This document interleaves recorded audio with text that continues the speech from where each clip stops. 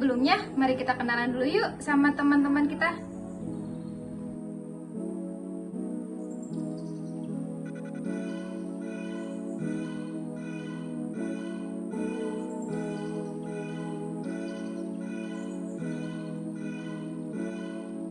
Gagal jantung kongresif atau dalam istilah medis sering disebut dengan congestive heart failure (CHF) adalah kondisi di mana jantung tidak memompa cukup darah ke organ tubuh dan jaringan lainnya. Gagal jantung kongresif atau CHF ini dapat terjadi di segala kalangan usia, bahkan anak kecil, apalagi anak kecil yang memiliki kelainan jantung bawaan. Namun, gagal jantung kongresif ini sering terjadi di kalangan orang tua, dikarenakan mereka lebih beresiko terkena penyebab kerusakan otot jantung dan katup jantung. Perubahan jantung seiring usia dapat menyebabkan kontraksi antar jantung kurang efektif. Gagal jantung kongestif bukan berarti jantung berhenti bekerja, melainkan kegagalan jantung dalam memompa pasukan darah yang dibutuhkan oleh tubuh.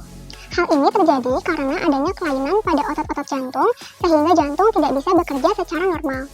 Selama ini, gagal jantung atau congestive heart failure digambarkan sebagai kondisi ketika jantung berhenti berdetak. Padahal, gagal jantung menandakan ketidakmampuan jantung dalam memompa darah atau ketidakmampuan jantung untuk memenuhi kuota darah normal yang dibutuhkan oleh tubuh. Sekitar 64 juta pasien dewasa di seluruh dunia hidup dengan gagal jantung.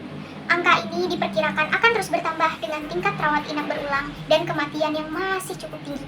Di Indonesia, penyakit jantung menempati posisi pertama dengan jumlah kasus 12,9 juta. Selain itu, angka rawat inap berulang karena gagal jantung masih cukup tinggi dan dapat menurunkan tingkat bertahan hidup. Data INHF National Registry 2018 memperlihatkan sebanyak 17% pasien gagal jantung di Indonesia akan mengalami rawat inap berulang. Selain itu, 17,2% pasien gagal jantung di Indonesia meninggal pada saat rawat inap dan 11,3% pasien gagal jantung di Indonesia akan meninggal dalam 1 tahun pengobatan. Deteksi dini itu penting, mengingat lebih dari 60% pasien gagal jantung di Indonesia masih berusia di bawah 50 tahun, yang mana masih menjadi usia produktif dan masih banyak yang menjadi pencari nafkah keluarga. Nah, untuk penyakit gagal jantung itu ada beberapa penyebabnya. Yang pertama, itu ada penyakit jantung koroner. Penyakit jantung koroner itu menyebabkan sumbatan yang ada di pembuluh darah di jantung. Jadi, karena sumbatan itu, aliran darah jadi tidak lancar dan oksigen yang seharusnya mengalir ke jantung itu terhambat karena ada sumbatan itu. Penyebab penyakit gagal jantung yang selanjutnya adalah aritmia dan kardiomiopatik. Aritmia adalah kondisi di mana irama jantung tidak normal. Kondisi tersebut menyebabkan gangguan fungsi pada jantung secara keseluruhan. Kardiomiopati adalah kerusakan yang terjadi pada otot jantung.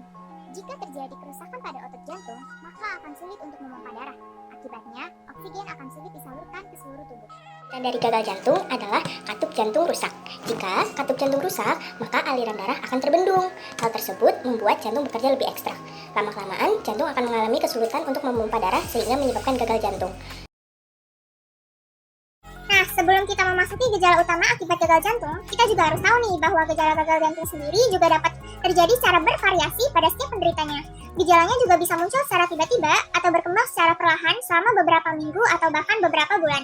Gejala utama yang timbul akibat gejala gagal jantung yang pertama yaitu mudah lelah. Kita seringkali merasakan lebih mudah lelah saat berkegiatan fisik.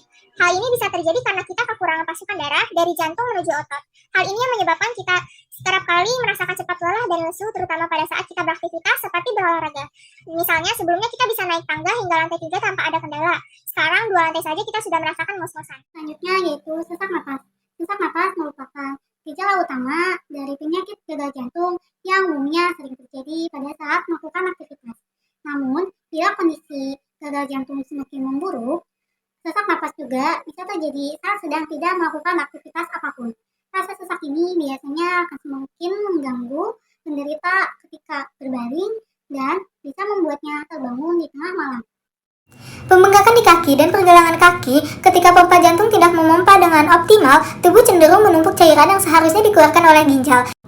Akibatnya terjadilah pembengkakan atau edema di bagian beberapa tubuh. Pembengkakan biasanya bermula di kaki dan pergelangan kaki, kemudian ke tempat yang lebih tinggi seperti perut dan organ dalam.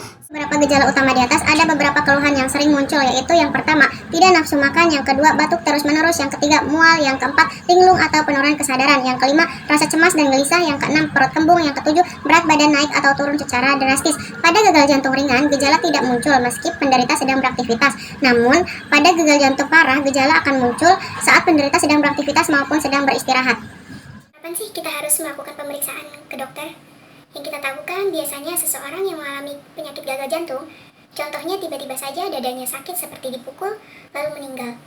Sebenarnya itu bukan tiba-tiba terjadi begitu saja, tetapi ada tanda-tanda yang menurut seseorang sepele malah jadi yang paling beresiko mengalami gagal jantung. Lakukan pemeriksaan jika mengalami keluhan seperti yang telah disebutkan oleh anggota-anggota lain, terutama jika terjadi secara terus-menerus dan makin memburuk. Segera periksa ke dokter dan atau rumah sakit terdekat jika gejala disertai dengan kondisi nyeri dada, sangat lemas seperti ingin pingsan, jantung berdebar, batuk yang disertai lendir, berwarna kemerahan, sesak napas yang tidak mereda meski telah beristirahat, dan pembengkakan di lengan atau kaki. Penyakit jantung dapat dicegah melalui pola hidup sehat, yaitu sebagai berikut. 1. Hentikan kebiasaan merokok untuk menurunkan risiko penyakit jantung, terutama penyakit jantung koroner. 2. Kontrol tekanan darah agar tetap normal, yaitu di bawah 120 atau 80 mm. Cegah penyakit gagal jantung, selanjutnya kita juga dianjurkan untuk menjaga kadar kolesterol jahat. Kadar kolesterol jahat untuk orang yang tidak memiliki riwayat penyakit jantung yaitu berada di bawah angka 130 mg per desiliter. Sedangkan jika ia memiliki risiko terkena penyakit jantung, maka kadar kolesterol jahat yang normal pada ia yaitu berada di bawah angka 100 mg per desiliter. Nah, sedangkan jika saat ini ia menderita penyakit jantung ataupun penyakit diabetes, maka kadar kolesterol jahat yang normal yaitu berada di kisaran angka kurang dari 70 mg per desiliter. Selain kadar kolesterol jahat tadi, kita juga dianjurkan untuk mengontrol kadar gula darah. Kadar gula darah yang normal bagi seseorang dapat dihitung setelah 2 jam selesai ia makan, yaitu berada di angka di bawah 140 mg per desiliter.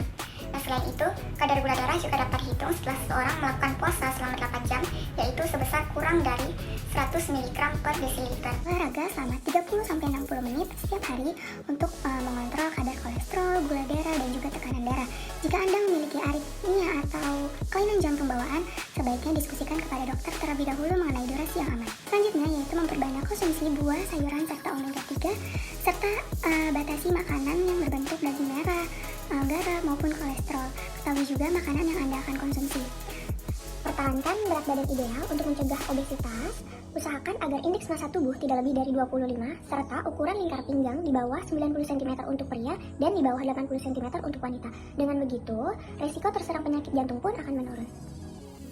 Kurangi stres dengan melakukan latihan pernafasan dan relaksasi seperti yoga. Selain itu, meluangkan lebih banyak waktu bersama keluarga dan teman, serta tidur yang cukup juga dapat membantu meredakan stres. Lalu, kita juga harus melakukan pola hidup bersih, pola hidup sehat dengan cara misalnya rajin mencuci tangan, rajin menyikat gigi, dan menjaga pola makan yang teratur dan sehat. Yang terpenting, kita harus menghindari kontak langsung dengan orang-orang yang terkena infeksi seperti flu.